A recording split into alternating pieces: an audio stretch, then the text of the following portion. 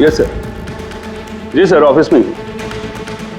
हाँ, उसी को इंटरोगेट करने जा रहा हूँ। पता है सर, वो क्रिमिनल नहीं है, लेकिन क्रिमिनल कोई माँ के पेट से पैदा तो होता नहीं है। मजबूरी, हालात, लालच क्रिमिनल पैदा करते हैं। देखते हैं इसे किसने क्रिमिनल बनाया।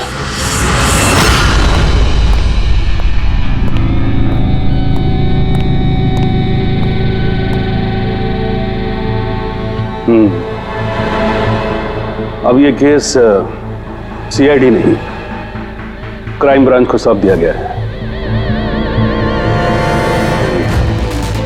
सख्त ऑफिसर हैं आप।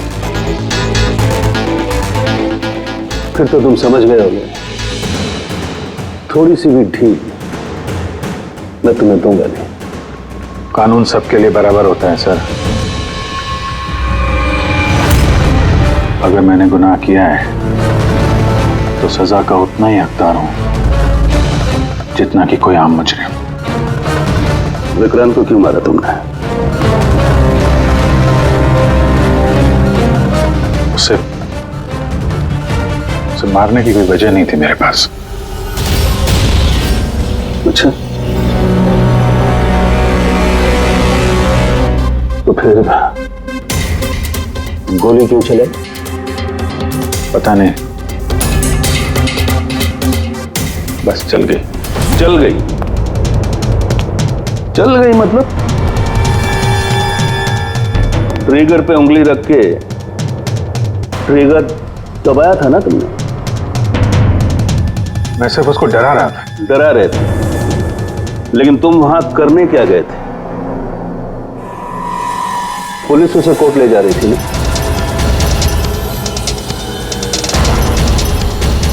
मेरे वहां होने की वजह जानने के लिए आपको सर मेरा और विक्रांत का इतिहास जानना होगा। बरसों से 36 का आंकड़ा चल रहा है हमारा। कई बार वो मेरे हाथ आते आते रह गया, लेकिन इस बार मैंने उसे पकड़ लिया।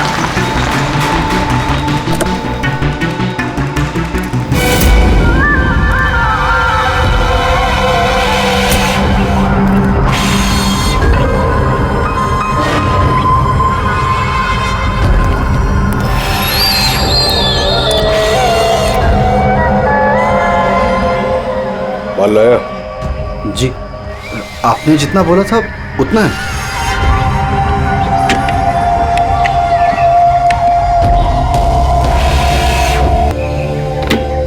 अगला कंसाइनमेंट अगले महीने की 5 तारीख को। जी, पैसे गाड़ी में।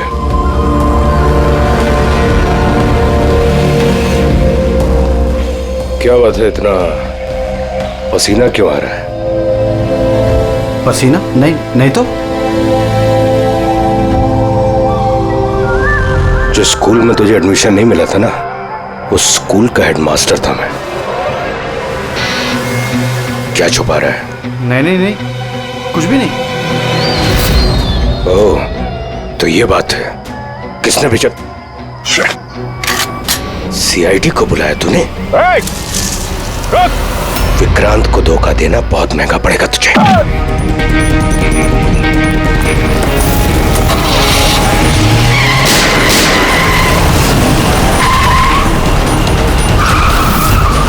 और इस तरह इस बार तुम उस तक पहुंच ही गए।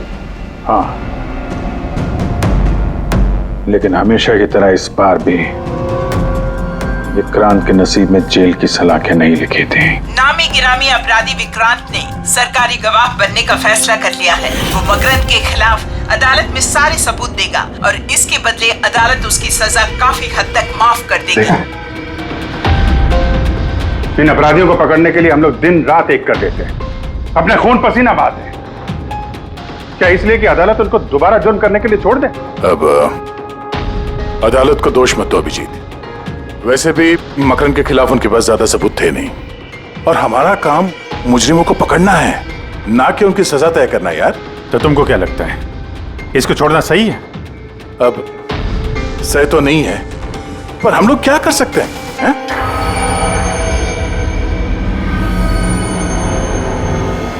कर सकते हैं दया, बहुत कुछ कर सकते हैं। बहुत बड़े बड़े मुजरिम देखे हैं मैंने सर, पर ये विक्रांत कुछ अलग ही था। हर बार कुछ ना कुछ करके बच ही जाता। तो इस बार उसका बच निकलना तुम्हें मंजूर नहीं था, क्यों? यही बात है ना? ठीक समझा। इसलिए जब मुझे पता चला कि इस केस का इंचार्ज मेरा पुराना दोस्त मुरली है, तो विक्रांत से मिलना है मुझे। यार सिर्फ 10 मिनट। अभिजीत, तुम ये जानते हो कि ये मुमकिन नहीं है। This doesn't fit into any kind of protocol. मैं तुम्हें परमिशन नहीं दे सकता। परमिशन? वो आरती याद है तुम्हें? बीकॉम सेकेंड ईयर की स्टूडेंट, कैसे तड़पा तड़पा के मारा था उसने। किसने परमिशन दी थी उसे ऐसा करने के लिए? और वो 80 साल की बूढ़ी औरत जिसे आंख से दिखता नहीं था, उसके हाथ पांव काट दिए थे उसने।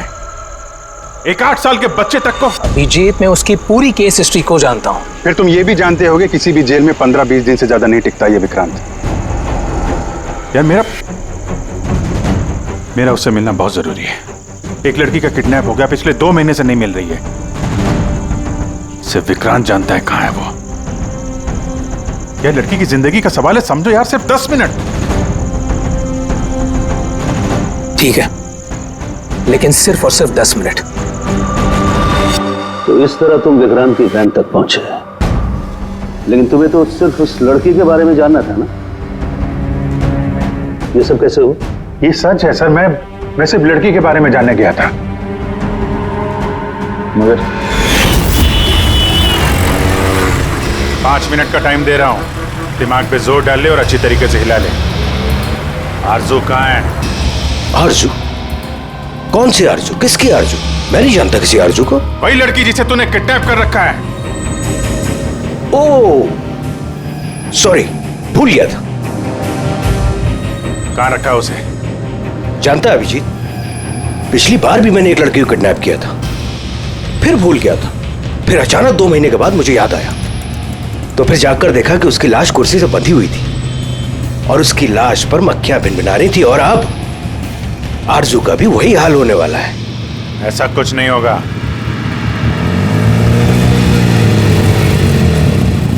कहां है आरजू? हाँ, याद आया, मेरी जेब में, निकाल ले।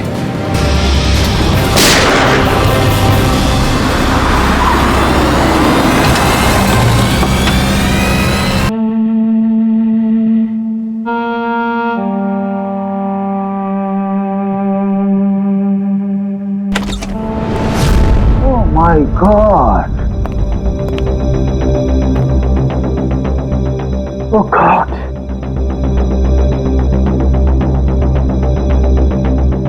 मुझे तुम जैसे जिम्मेदार ऑफिसर से ये उम्मीद नहीं थी मुरली। तुम्हारी निगरानी में ये हो कैसे गया? कैसे? हाउ? गलती मुरली की नहीं, मेरी है। ये सब मेरी वजह से हुआ है।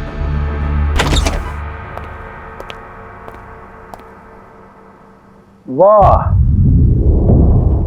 वाह, क्यों एसपी साहब, बड़ा गर्व हो रहा होगा आपको। तो इतिहास में पहली बार किसी सीआईडी ऑफिसर के हाथों खून हुआ है, और वो भी एक सरकारी गवाह का। चैन साहब, आपको जो कुछ कहना है मुझे कहिए। अपराध मैंने किया है। तुमसे नहीं, एसीपी प्रद्युम्न से ही बात करूंगा, क्योंकि अगर सीआईडी की नाक कटती है, फाइनली सारी जिम्मेदारी प्रद्युम्न के कंधे पर ही आती है। इसलिए तुमसे ही बात।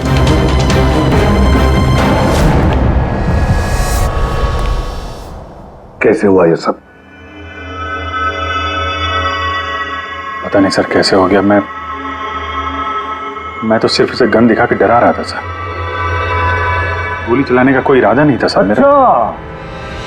अच्छा। तो तुम सिर्फ गन दिखा रहे थे, हाँ?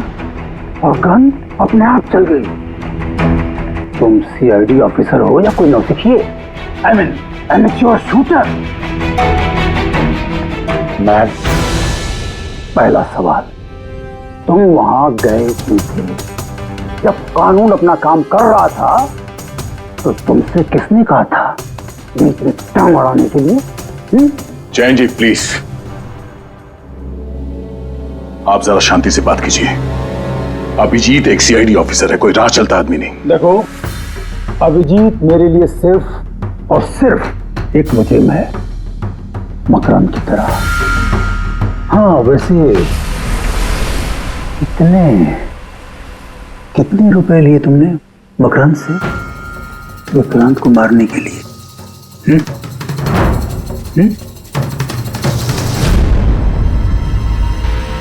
अगर तुम एक वकील ना होते और मैं एक सीआईडी ऑफिसर नहीं होता तो ये सवाल तुम्हें बहुत भारी पड़ता। Oh really? देखो देखो देखो देखो, ऐसे थे प्रद्युमन, इसके तेवर तो देखो। फोन करके बैठा है और मुझ जैसे लॉयर को, सीनियर लॉयर को धमकी दे रहा है। ऐसे चार्जेस लगाऊंगा, ऐसे चार्जेस लगाऊंगा, सात जन्मों तक जेल में बैठ के सोओगे। ये अच्छी सोओगे तुम वहां। मानता हूं गोली चलाई मैंने सर, विक्रांत को मार दिया, लेकिन उसे मारने का कोई इरादा नहीं था मेरा। खून सिर्फ खून होता है अभिजीत, इरादा चाहे कुछ भी हो, गलत या सही कोई फर्क नहीं पड़ता। अदालत में ये सब काम नहीं आए। ये प्रोसिक्यूटर, जैन, मीडिया वाले धज्जियां उड़ा देंगे तुम्हारी, धज्जियां। इस जुर्म की सजा भुगतने के लिए मैं तैयार हूं सर, लेकिन जयंत और मीडिया वाले जो मुझ पर इल्जाम लगा रहे हैं मकरंद से मिले होने का, ये मैं कभी बर्दाश्त नहीं कर सकता। अभिजीत, फिर तो तुम्हें कोई नहीं बचा सकता।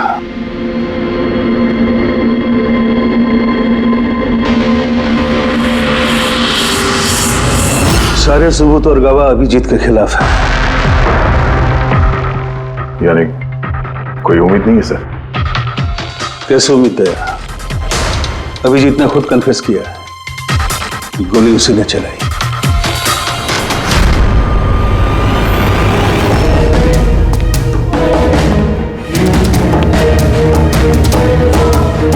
विक्रांत की मौत अभिजीत की गोली से नहीं हुई है बॉस। मतलब ये कि विक्रांत को गोली लगी है ठीक फेफड़ों के नीचे, और जब गोली फेफड़ों के नीचे लगती है तो इंसान की मौत होने में 20 से 30 मिनट लगते हैं, और विक्रांत की मौत तुरंत हो गई थी। एग्जैक्टली। इसीलिए मैं कहता हूं विक्रांत की मौत अभिजीत की गोली से नहीं हुई है, इसकी कोई और वजह है। और क्या वजह हो सकती है?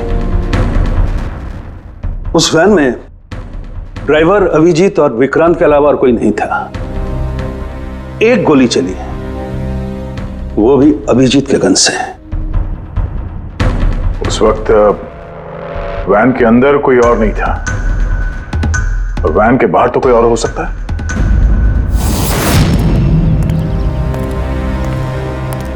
अभिजीत, उस वक्त गाड़ी के बाहर कोई था जिस वक्त गोली चली?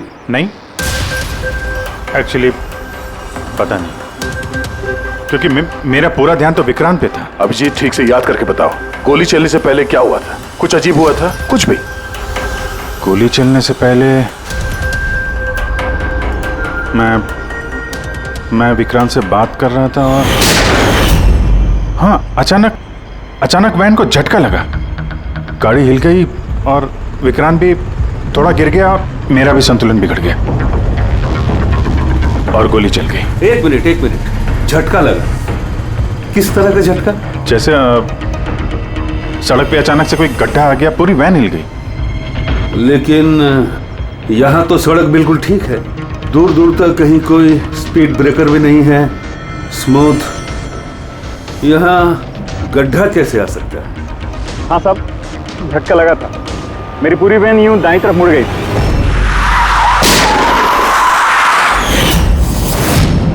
स्टीयरिंग खुद ब खुद घूम गया? हाँ साहब, ये कैसे हो सकता है? अब ये तो मुझे भी पता नहीं चला कैसे हो गया। इससे पहले कि मैं वैन को संभाल पाता, पीछे से गोली चलने की आवाज आ गई।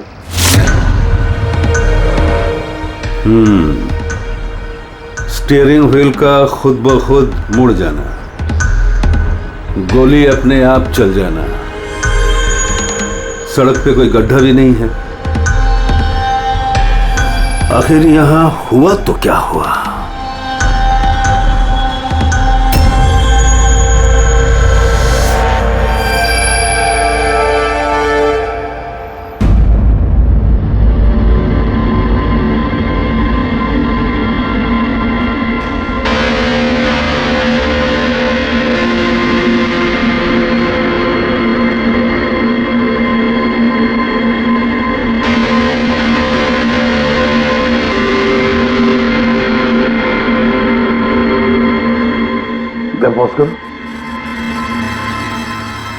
ये देखो, जब ये हादसा हुआ तो ये काली एसयूवी, ये काली गाड़ी उस वैन के बगल में से पास हुई। मतलब सर विक्रांत का खूनी शायद इसी गाड़ी में? हाँ, हो सकता है। सर, ये गाड़ी कहीं रुकी नहीं सर, ये सीधे सीधे चली गई और दूसरी गोली की आवाज भी नहीं आई।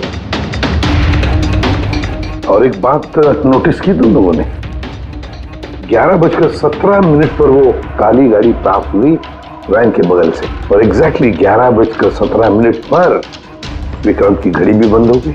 हाँ सर, अभिजीत की घड़ी भी 11:17 को ही बंद हुई थी। हाँ?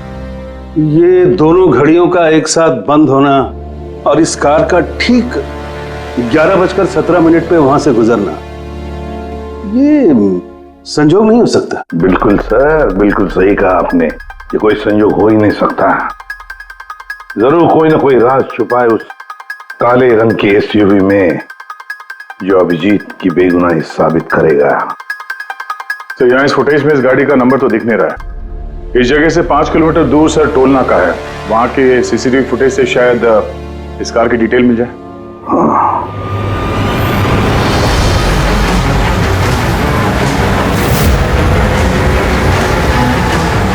अगर वो गाड़ी टोल नाका से गुजरी ही नहीं तो यहीं कहीं आसपास होनी चाहिए, इसी इलाके में। सर, वो देखिए, काले रंग की कार।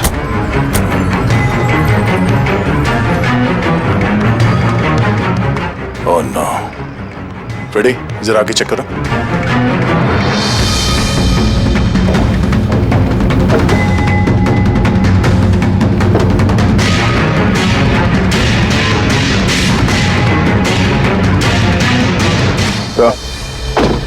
ये वही काली एसयूवी है, जला दी गई है। मतलब गाड़ी में ऐसा जरूर कुछ था जो खूनी मिटाना चाहता था। सर, ना तो नंबर प्लेट दिख रही है और ना ही चेसी नंबर, सारे सबूत मिटा दिए मुजरिम ने।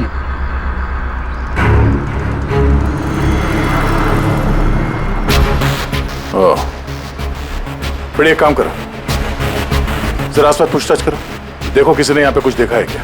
अरे सुनो, ये जली हुई गाड़ी के बारे में कुछ बता सकते हो क्या? जी नहीं। सर, हाँ? ये देखिए, सीट के नीचे ये डिवाइस पड़ा था। Electric device. हसन के क्या डिवाइस है, कुछ पता चला? हाँ बस, पता तो चल गया है, लेकिन इसे अच्छी तरह से समझाने के लिए मुझे एक डेमो देना पड़ेगा आप लोगों को। मान लीजिए कि ये विक्रांत है और हम इसे मारना चाहते हैं, लेकिन हम इसके करीब नहीं जा सकते, तो फिर इसे कैसे मारा जाए? कैसे? डॉक्टर सारूखी, हमें पता होता तो आपके पास क्यों आते? प्लीज आगे बताइए। हाँ, बताता हूं।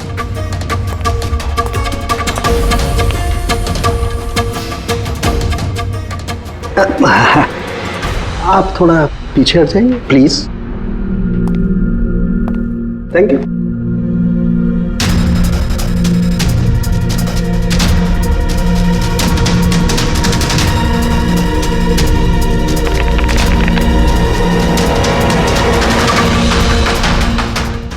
देखा आपने बॉस, बिना नजदीक जाए इसे ऐसे मारा जा सकता है। ये आपने किया कैसे सर? क्योंकि जैसे ही हमें इस डिवाइस के बारे में पता चला, हमने विक्रांत के पुराने मेडिकल रिपोर्ट्स मंगवाए जेल में से। ये स्कैन 2 महीने पुराना है और ये वाला स्कैन ये हमने कल रात को लिया उसके मरने के बाद।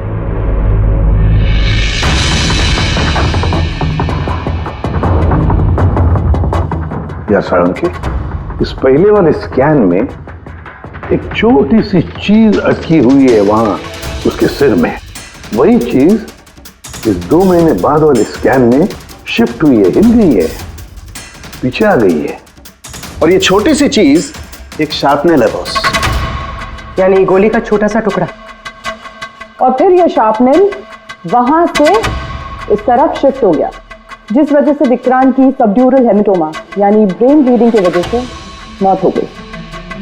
और ये शार्पनेल अपनी जगह से हिला कैसे? उसी डिवाइस की वजह से जो हमें जलती हुई गाड़ी में से मिला।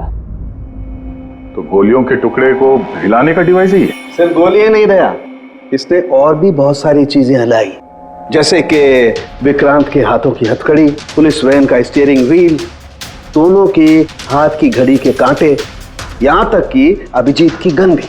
मतलब लोहे की चीजें, तो जितनी भी लोहे की चीजें हैं वो हिल गई उस डिवाइस की वजह से। Exactly boss.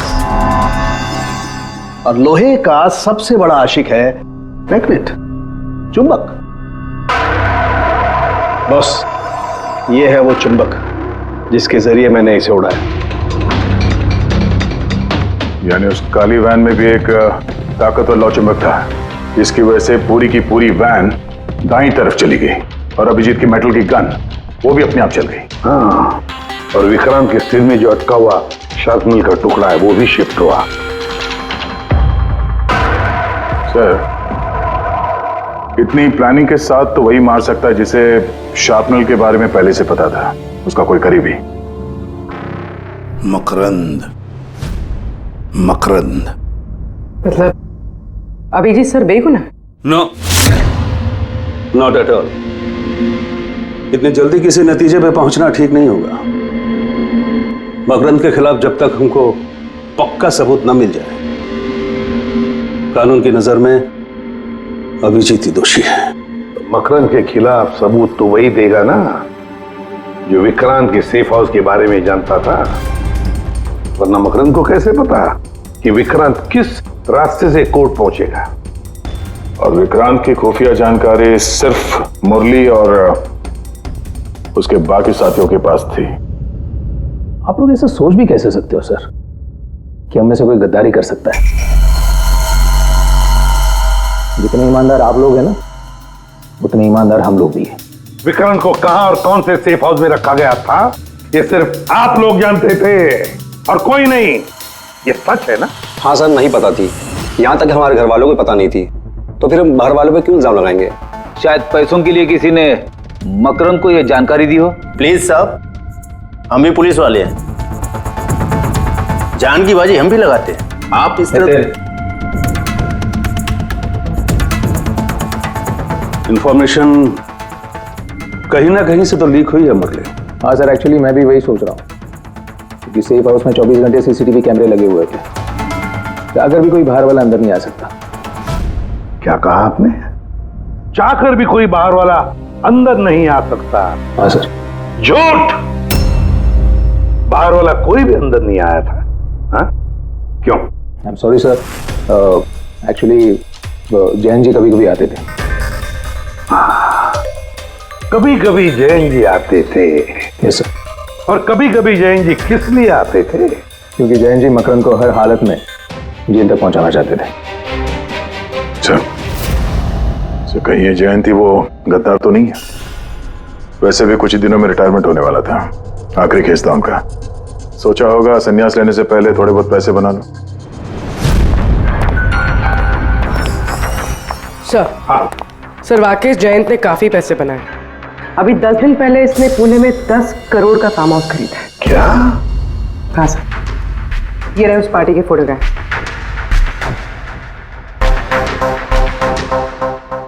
एक मिनट, माय गॉड, दया पहचाना इसे? हाँ सर, ये तो जोगी है, मकरंद का खास चेला। जोगी मकरंद का खास चेला, और वो भी जयंत की पार्टी में।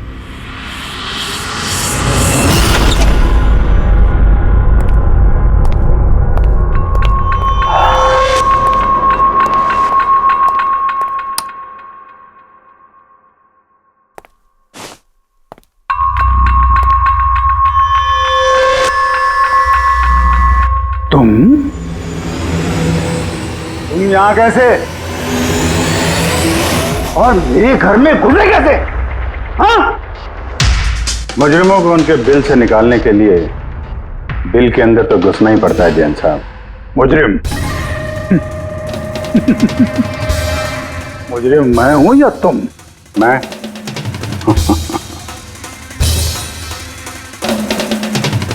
लेकिन ये तस्वीर, ये कुछ और ही कहानी कह रही है।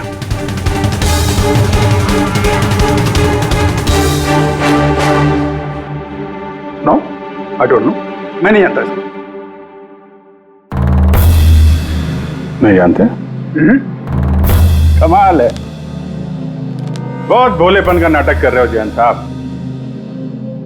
मकरंद के पैसों से ये फार्म हाउस खरीद लिया और अब उसके चेले जोगी को पहचानने से भी इनकार कर रहे हो। What nonsense! कौन जोगी, कैसा जोगी?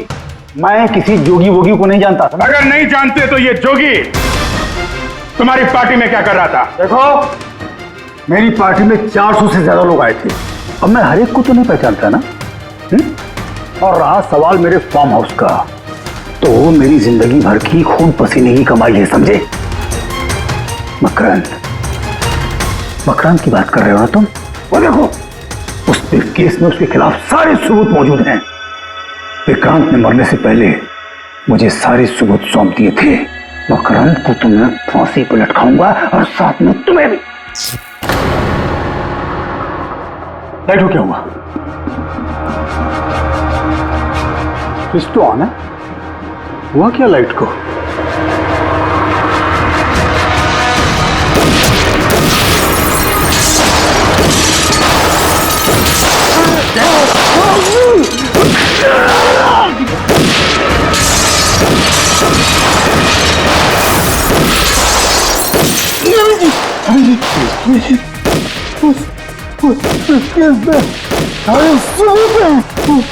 मकान के हाथ नहीं आना चाहिए।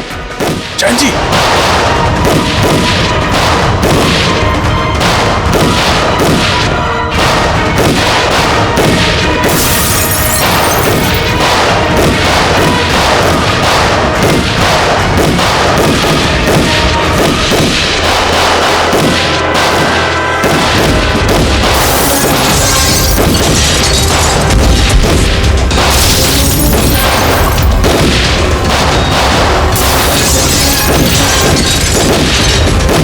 कमाल कर दी तुमने अभिजीत, वाकई कमाल कर दी। अरे पूरी मीडिया तुम्हारे जान के पीछे पड़ी है, अब तो उनको लॉटरी लग गई। अब कह रहे जयंत का खूनी अभिजीत है। सर, उनके कहने से क्या होता है? आपको पता है मैं निर्दोष हूं सर। लेकिन तुम्हें वहां जाने की जरूरत क्या थी जैन के घर में? वहां के सीसीटीवी कैमरे में साफ दिख रहा है कि जैन के मौत के वक्त तुम वहां थे। और सिर्फ इतना ही नहीं, अब तो पूरी सीआईडी टीम पर इल्जाम लगा रहे हैं कि हम तुम्हें बचाने की कोशिश कर रहे हैं। इल्जाम तो लगेगा ही ना प्रद्युमन। जयंत मकरंद के खिलाफ नया सबूत पेश करने वाला था अदालत में, और ठीक एक दिन पहले उसकी मौत हो गई। हाँ, लेकिन वो सबूत मुजरिमों के हाथ नहीं लगा सर। मैं लेके आया। जैन से मरने से पहले मुझे ये सारे सबूत सौंप दिए। ये सबूत, ये फोटोग्राफ्स, ये पेपर्स, ये सबूत काफी नहीं है मकरंद को अदालत में सजा दिलवाने के लिए। काफी नहीं है ये सबूत। तो वो पेन ड्राइव से कुछ पता चल सकता है ना? अभिजीत, ये पेन ड्राइव पासवर्ड मांग रही है। जयंत ने मरने से पहले पासवर्ड वगैरह बताया था? नहीं सर, इसके पहले वो कुछ बोल पाते उन्होंने दम तोड़ दिया था। अरे यार,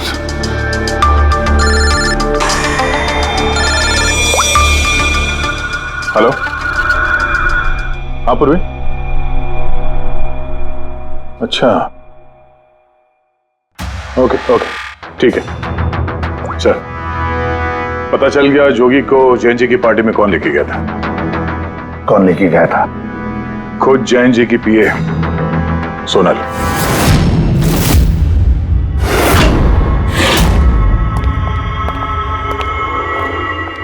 सर ये सब?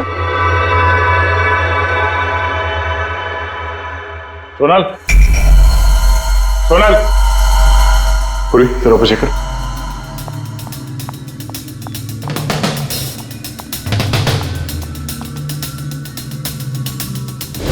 सोनल,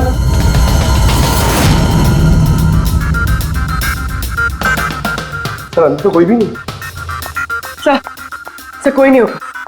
तो सोनल गई कहाँ?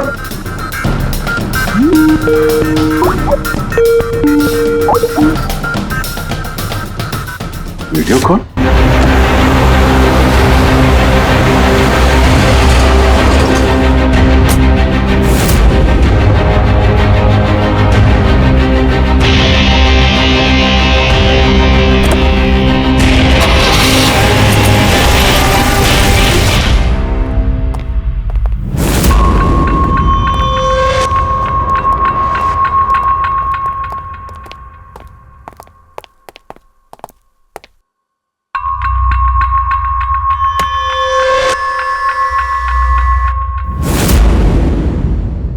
Welcome, welcome Abhijit.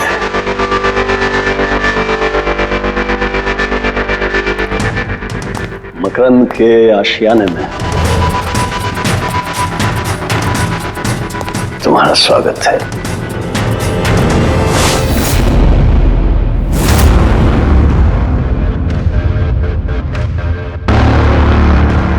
सबूत? सबूत इधर है बॉस।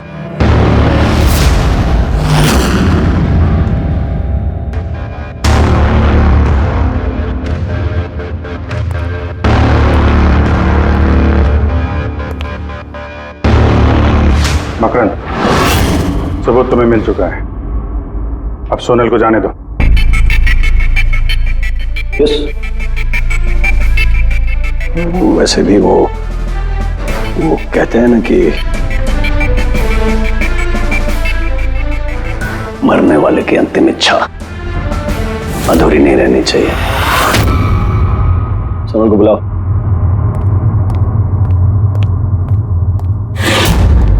चल। सर आप? सोनल तुम ठीक हो? हाँ सर मैं ठीक हूँ। तुम जाओ यहाँ से। लेकिन सर आप? मेरी चिंता मत करो, तुम निकलो, जाओ।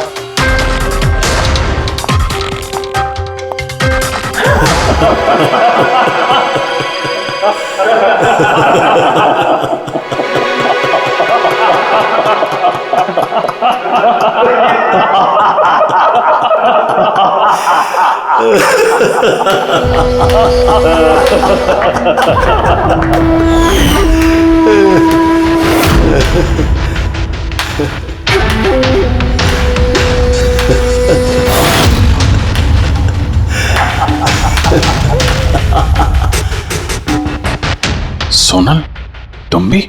मानते हो ना मेरे दिमाग को? तुम सीआईडी वालों को भी मैंने चकमा दे दिया।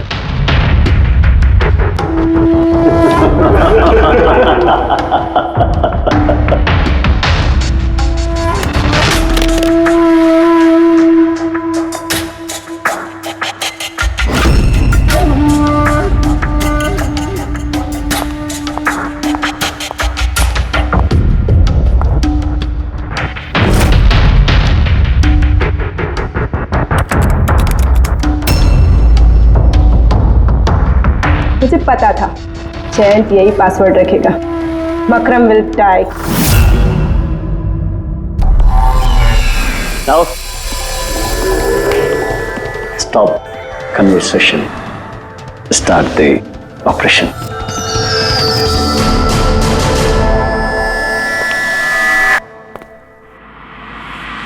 मरने का टाइम हो गया। टाइम हो गया?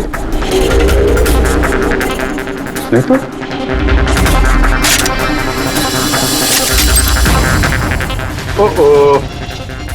मैग्नेट तुम लोगों को क्या लगा चुंबक को हथियार बनाना सिर्फ तुम लोगों को आता है?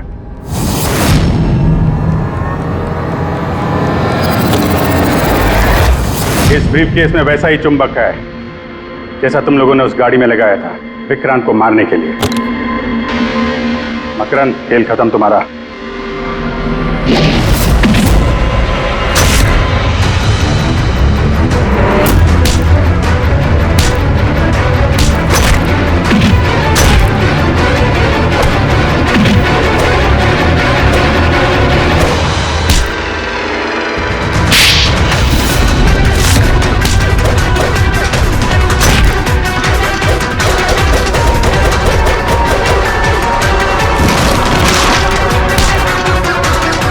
पैसों के लिए अपने बॉस को धोखा दिया? हाँ?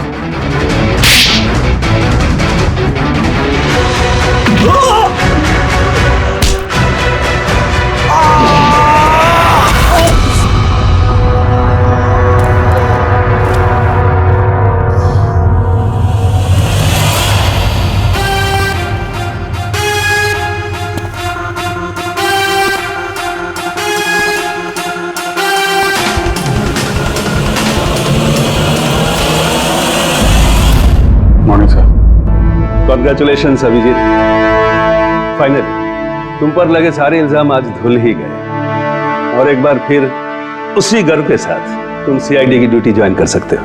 Thank you sir. सर, हमने आरजू को बचा लिया है सर। मकरंद के साथियों को पता था कि विक्रांत ने उन्हें कहां कैद करके रखा था, पर सर जयंत जी का सपना पूरा नहीं हो पाया मकरंद को जेल भेजने का। चलो जो भी है, all well that ends well.